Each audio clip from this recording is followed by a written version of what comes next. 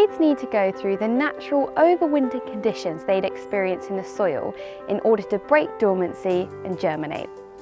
So, after you've collected your seeds, you'll need to recreate those conditions in order to bring about germination. This process is called stratification.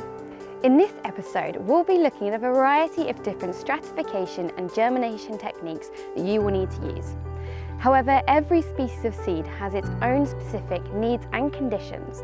So remember to check the accompanying guide for the right process for each of the species that you collect.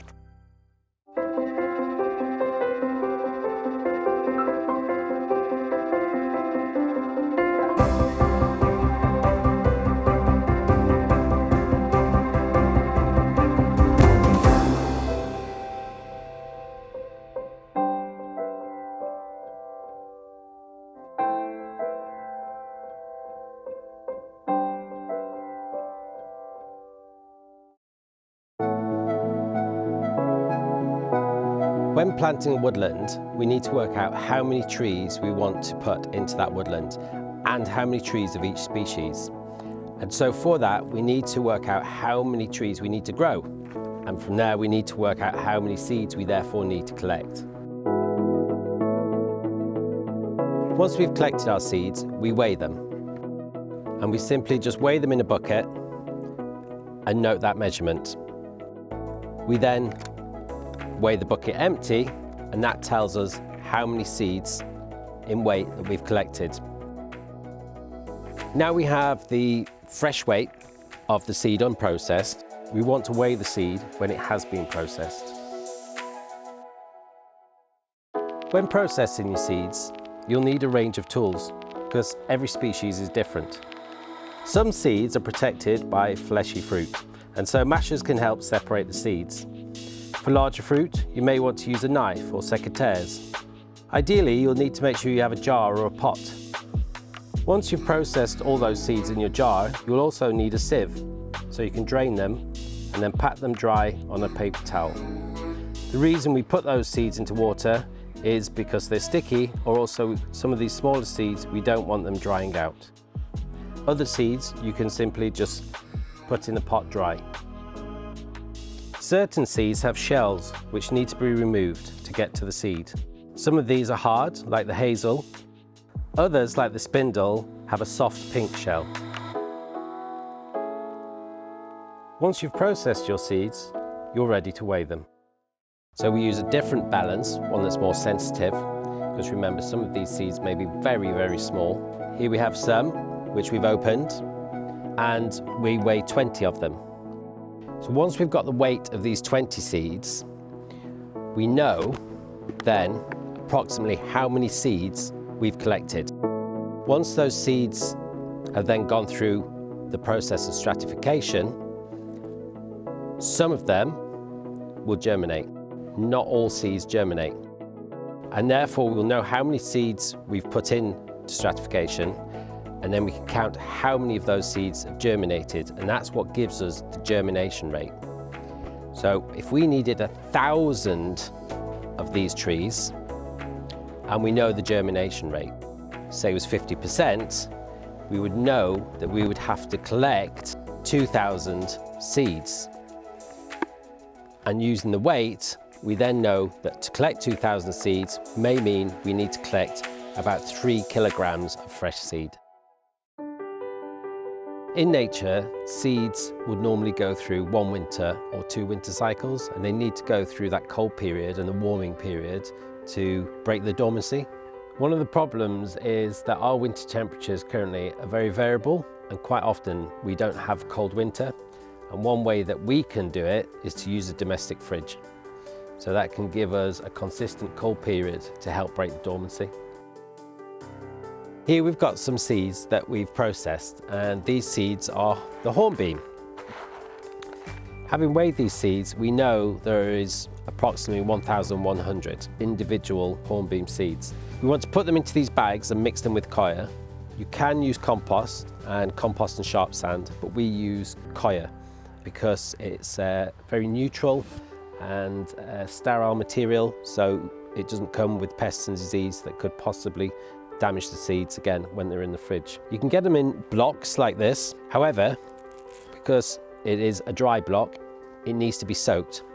So we put it in a bucket, we put some water over that. And once we've done that, we need to take the coir and squeeze it and get as much water out of it as possible. We can then spread it into a tray. It's obviously really important as well that you write on the bags what it is. We write down how many seeds we've put into the bag and the year that we collected the seed. We put a code on it to say where it's from, and we also write on the weight of the seed. I'm going to put half of this seed into each bag. We use Ziploc bags, and we find that these are ideal because the bag is easier to control ventilation and moisture because you can open and close it to varying degrees. We then add the coir, and we add enough so that it mixes and it covers all around the seeds, but as I say, is not filling the bag up. So you can see here, the seeds are in the coir, but you can also still see the seeds. And then when we're checking them in the fridge, that is an easy way that we can assess if the seeds are still healthy. We would then almost fully seal the bag, but leave a bit open so the bag can ventilate. And that is ready to then go into the fridge. Each week, the seeds should be checked for the health and for moisture. We don't want them to be too wet because then the seeds can become mouldy, but equally we don't want them too dry. Occasionally, some of those seeds may actually germinate within the fridge. And if they do start to germinate, then we need also to be able to see that, and then we can remove those seeds that are germinating from the bag and we can pot those on. We've talked about stratifying seeds in a fridge, but you can also stratify outside. And this is a good way to do it sometimes if you have a large volume of seeds, and it could be for larger seeds as well. So for this, we'll be using field maple, but if you had acorns or hazelnuts, they also are very good if they're stratified outside in a large trough like this one. The troughs need to be reasonably deep because what we don't want is all the seeds to get frozen for an extended period of time if we had a cold winter. And then we build up in layers. We need to make sure first, is there enough drainage?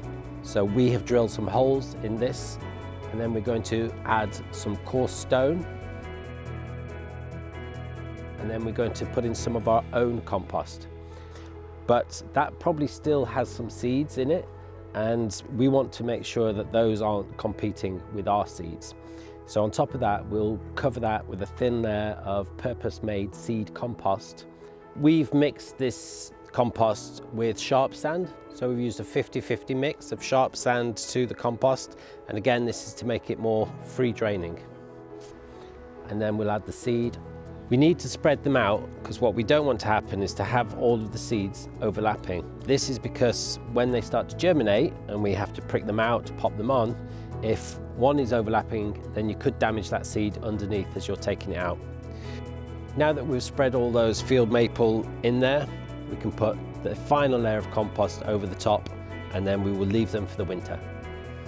Once you've filled your trough, don't forget to label it, and then you know what seeds you have growing in there. It's also a good idea to cover it over with some netting, and that can keep things like birds, squirrels and mice out from eating your seed.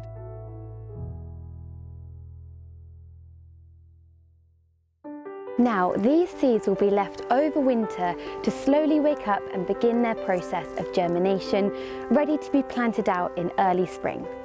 When you're a few years into running your tree nursery, winter will be the time that you plant out young trees. We'll come on to planting trees in the end of the series, so for now we're moving on to see what happens in spring with your germinated seeds.